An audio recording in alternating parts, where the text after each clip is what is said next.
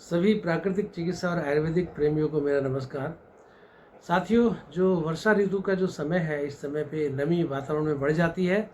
नमी बढ़ने के कारण, जो आसपास ह्यूमिडिटी बढ़ने के कारण थकान, दर्द, सुस्ती, बेचैनी ये सब होने लगता है। ऊर्जा की कमी महसूस होने लगती है, शरीर में थकान थकान महसूस होने लगती है।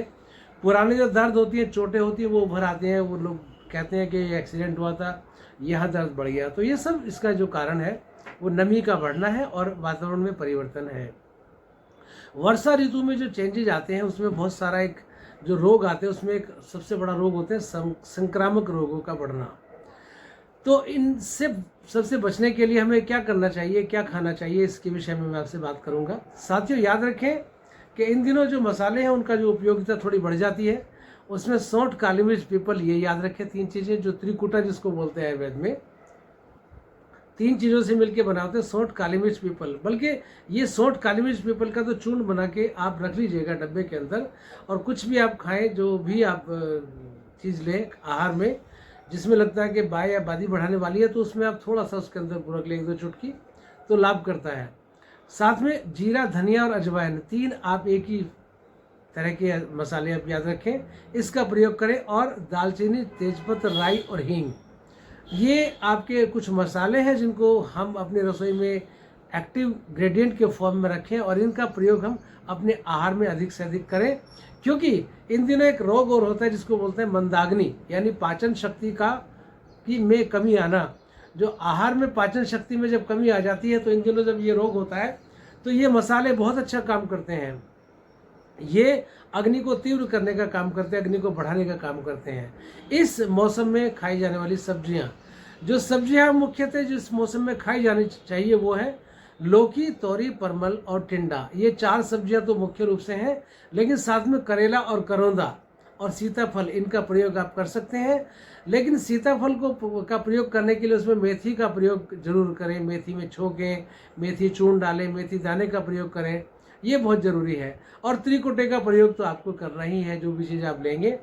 खाए जाने वाले फल, जो जामुन है बहुतायत इन दिनों आता है, और जामुन को कभी भी खाली पेट नहीं खाना चाहिए।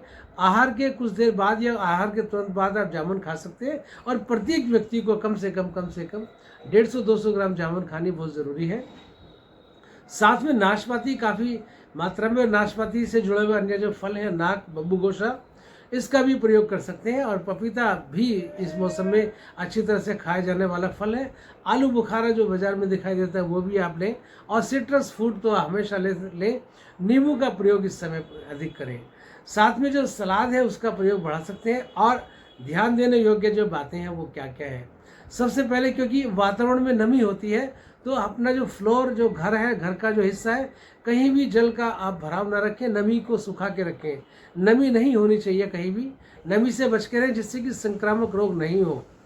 संक्रामक रोगों में चर्म रोग मुख्यतः है, मलेरिया, और दूसरा इसमें टाइफाइड और दस्त होने की संभावना काफ़ी अधिक होती है। पानी को उबाल कर पिएं। यदि ऐसी आपको कोई डाउट हो, ऐसी कोई शंका हो तो पानी को उबाल के पीना चाहिए। भोजन को हमेशा ढक कर लेना चाहिए। भोजन को कभी भी बासी या पुराना या कुछ देर अधिक देर का बना हुआ भोजन आप बिल्कुल न सेवन करें।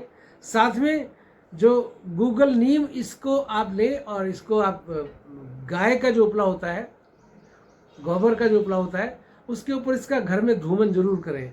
हवन सामग्री का भी धूमन कर सकते हैं यदि आपके पास अन्य कुछ नहीं है। धूमन से भी संक्रामक रोगों से बचा जाता है।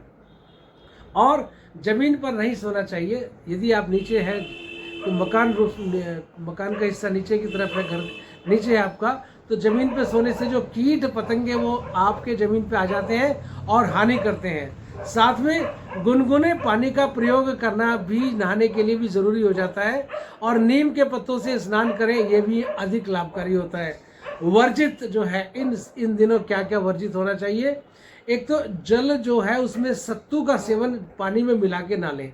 सत्तू की आप वैसे प्रयोग कर सकते हैं, लेकिन पानी में इसको आप घोल के लेते हैं तो वो हानिकारक होता है, वो नुकसानदायक होता है, वायु कारक होता है और दर्दों को बढ़ा सकता है, क्योंकि सत्तू की प्रकृति शीतल होती है। बेल का प्रयोग पूरी तरह वर्जित है। ठंडा बासी भोजन न लें। और दिन में सोना तो इन दिनों गुनाह है। इन सब बातों से आप बच के रहेंगे और हरी सब्जियों को बहुत देखभाल के, उबाल के अच्छी तरह से, या उसको गर्म पानी में धो के तब सेवन करें पत्तेदार सब्जियों को। अन्यथा कोशिश करें आप नहले चटनी से काम चला लें। हरी सब्जियां, हरे पत्ते जो वैसे होते हैं, नीम के पत्ते हुए या दूसरे इस तरह के पत्ते, कड़ी पत्ता होता है, उसको आप चबा के खा सकते हैं। पत्थर चट्टे के पत्ते खा सकते हैं, शीशम के पत्ते खा सकते हैं, जामुन के पत्ते खा सकते हैं। तो आयरन की कमी न होने दें, कैल्शियम की कमी न होने दें, तो इसीलिए इन पत्तों का ताजे रूप में भी सेवन कर सकते हैं। तो साथियों, आज हमने आपको बताया कि वर्षा ऋतु में हम किस तरह से अपने आप को रोगों से बचा सकते हैं, कैसे अपने आप को ठीक कर सकते हैं, अपनी जीवन शैली में परिवर्तन करके हम अपने आप को ठीक कर सकते हैं, स्वस्थ कर सकते हैं। अन्य मित्रों को भी इस बात को आप जरूर बताएं, शेयर करें